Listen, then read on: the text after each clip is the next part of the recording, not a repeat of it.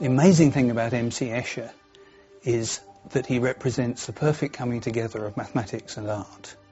These are two different worlds, but in his work they're brought together as one. Born in the Netherlands in 1898, Mauritus Cornelius Escher had no formal training in mathematics. He began his professional life as a graphic artist, making woodcuts and lithographs.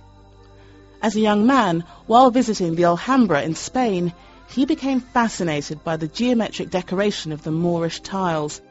It would be a defining moment for Escher as an artist. From then on, he would spend much of his life experimenting with an area of mathematics known as tessellation.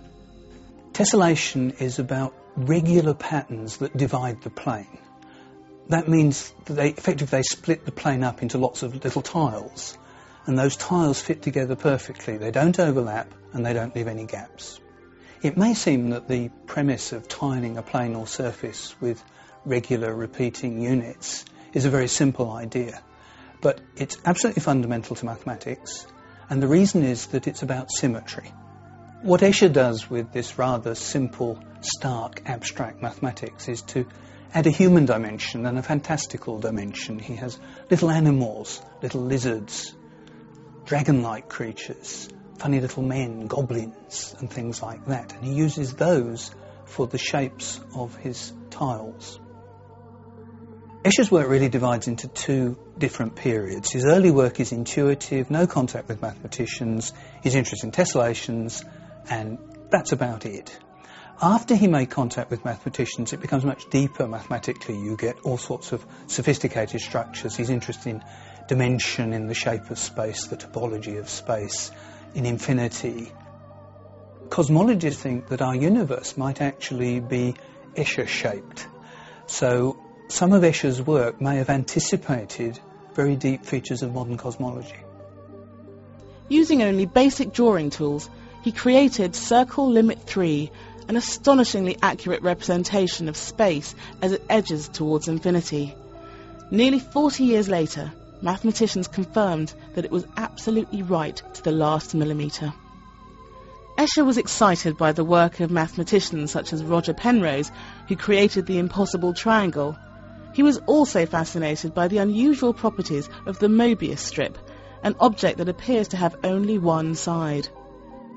What's fascinating about visual illusions to everybody is that they show us that we don't just perceive the world as it is. Our brains actually interpret what they perceive and make assumptions about what they're seeing. Escher's visual illusions give that part of our brain a real workout. What is this thing we're looking at? What am I seeing here? Escher was inspired by this to create some of his most famous works, images that look convincing yet defy logic. The concepts of infinity, reflection, and the nature of visual perception were to intrigue Escher until his death in 1972, and his legacy lives on.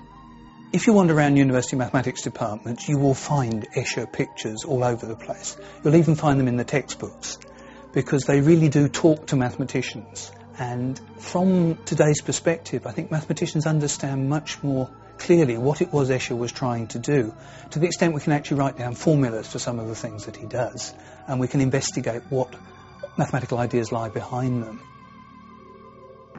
Mathematicians know their subject's beautiful. Escher shows us that it's beautiful.